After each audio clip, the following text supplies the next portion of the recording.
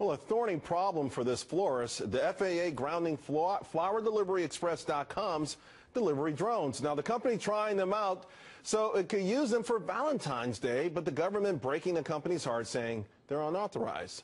Wesley Berry is the company's CEO.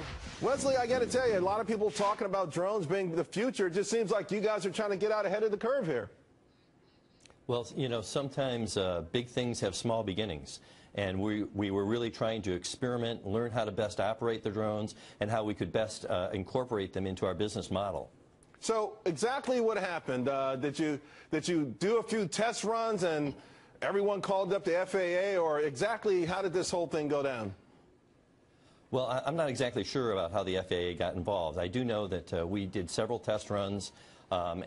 We crashed a few, we learned some lessons, we were starting to approach a learning curve that might be meaningful. We made a successful delivery, and then we had intended on doing a test on Valentine's Day to see what the delivery capacity of the drones actually would be. However, we got a phone call from the Federal Aviation Administration, and they told us that we needed to cease and desist. Let's talk about the ones that crashed.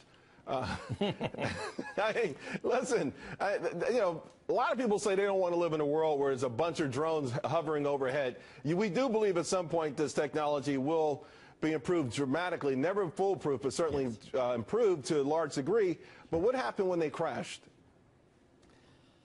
Well, drones do not meet cement block walls with a great deal of how did you cordiality. Control? Were they all controlled with a? Did they have video cameras? I mean, obviously, no one could walk along, side by side with them. So, right. What was the logistical problem there? Did anyone not see these brick walls?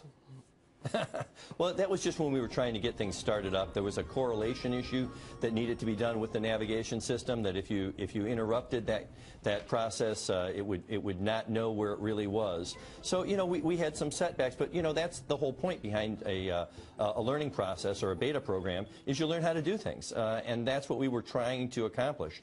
We certainly didn't expect for this to go into wide circulation at this level, but we just needed to experiment a little and learn and find out what's good and what's bad in order to be able to properly execute a drone commissioning program, which we hope to do soon.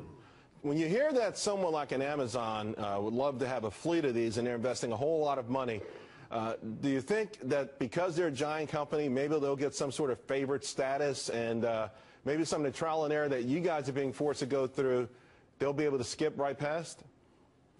I wouldn't be surprised. I know that they obviously are in a better position than we are to be able to invest both in technology and also in connections within the government in terms of lobbying.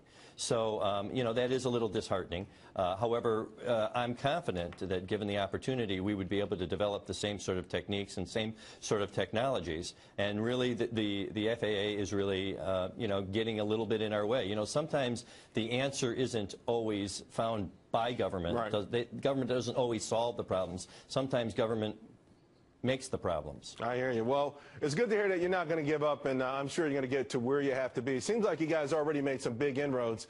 Hey, Wesley, thanks a lot. Really appreciate it. Thank you.